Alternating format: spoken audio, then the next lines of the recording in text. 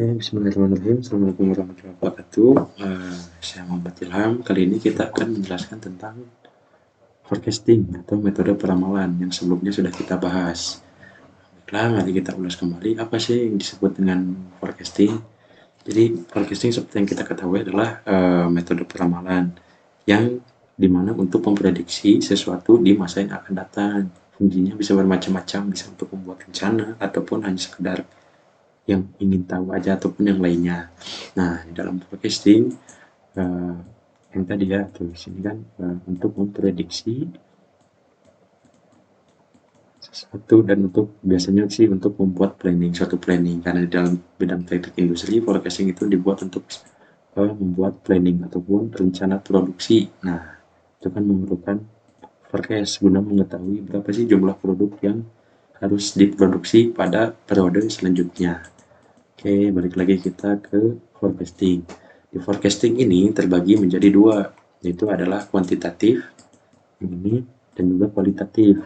Nah, kuantitatif ini kita ganti dulu. Nah, kuantitatif dan kualitatif. Nah, kenapa sih ada dua? Nah, karena datanya berbeda. Misalkan untuk kuantitatif itu digunakan metode kuantitatif ini untuk datanya yang bersifat terukur, lengkap, dan juga pola datanya berlanjut.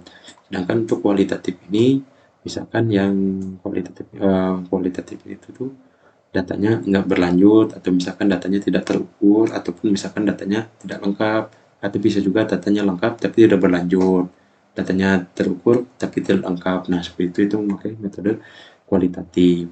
Nah, seperti apa sih pola data yang tadi kita bicarakan? Nah, jadi pola data itu ada berbagai macam pola data. Nah, salah satunya itu ada tren ya. Ini salah kayaknya. Kita ubah dulu ke belakang. Tren ya, tren kita ganti warna hitam. Nah, pola data tren. Pola data tren itu seperti apa sih, Kang? Pola data tren itu seperti ini.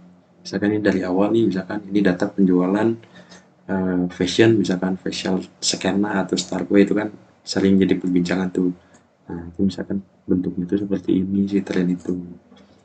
Kenapa disebut tren? Misalkan sekarang lagi ngetren pakai Starboy atau skena. Nah, karena menurut data banyaknya orang yang menggunakan outfit tersebut itu naik gitu. Terus setiap semakin berjalannya waktu itu semakin meningkat. Nah, itu disebutnya tren. Jadi misalkan, oh ini outfit Starboy lagi tren, outfit skena lagi tren. Nah, itulah yang dimaksud dengan tren. Nah, terus ada lagi selain tren, itu adalah season atau musiman. Musiman ini dia bentuknya kayak kayak lingkaran gitu, setengah lingkaran. Bisa nggak ya di sini pakai, oh ini pakai ini aja. Kita ganti warna merah misalkan. Oke. Nah, misalkan ini bulan pertama, ini bulan kedua, terus ini bulan ketiga. Misalkan data penjualan buah rambutan misalkan. Nah, misalkan dari musim rambutan, ini lagi musim rambutan nih, naik datanya. Penjualan banyak, banyak yang beli rambutan dan segala macam. Itu datanya lagi musim. Terus nanti turun lagi. Karena misalkan buahnya udah nggak panen misalkan. Terus nanti naik lagi. Terus nanti turun lagi. Nah, ini bentuk data musiman atau season seperti itu. Nah, ini contohnya.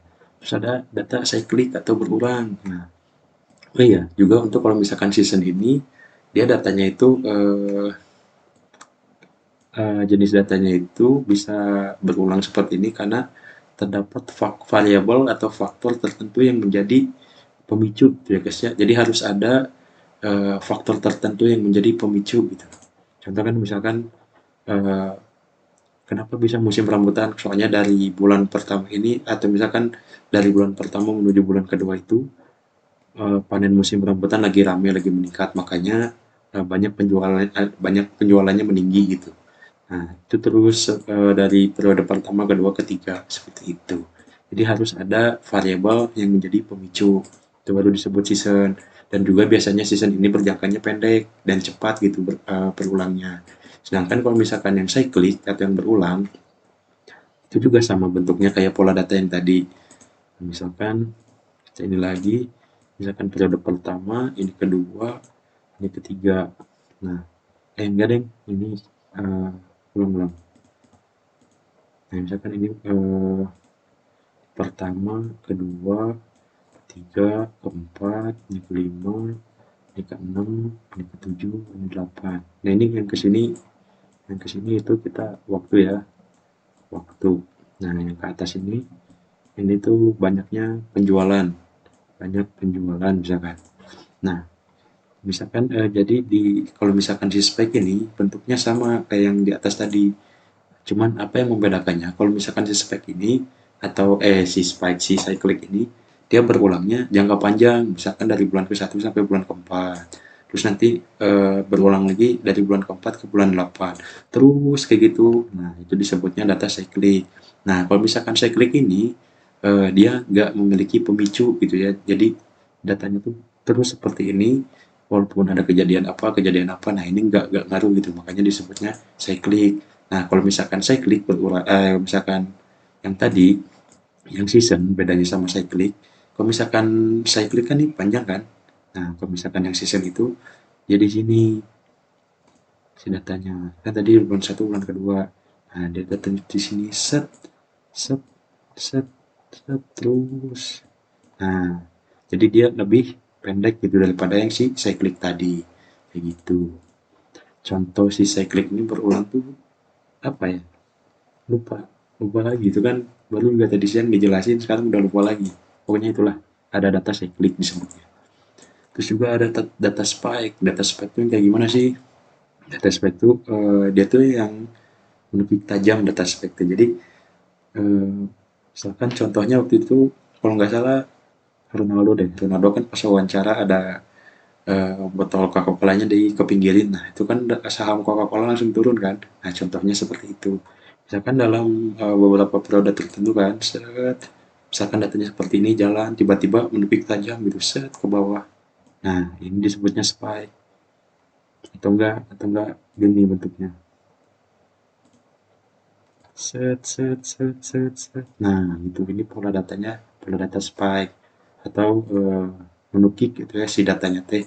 Nah, kayak gitu. Nah, itulah sebenarnya ada banyak jenis pola data, cuman banyak pisang. Nah, yang saya jelasin ada 4 data ini gitu ya yang saya ingat waktu tadi di kelas kayak gitu. Dan juga ini saya tadi riset ulang. Jadi ya buat menambah wawasan lagi gitu ya. Oke, balik lagi kita ke forecasting. Nah, jadi udah tahu ya kenapa kita ada dua metode gitu, ada metode kuantitatif dan untuk metode kualitatif gitu. Nah, di kuantitatif sendiri itu ada dibagi lagi jadi dua, itu adalah kausal dan time series.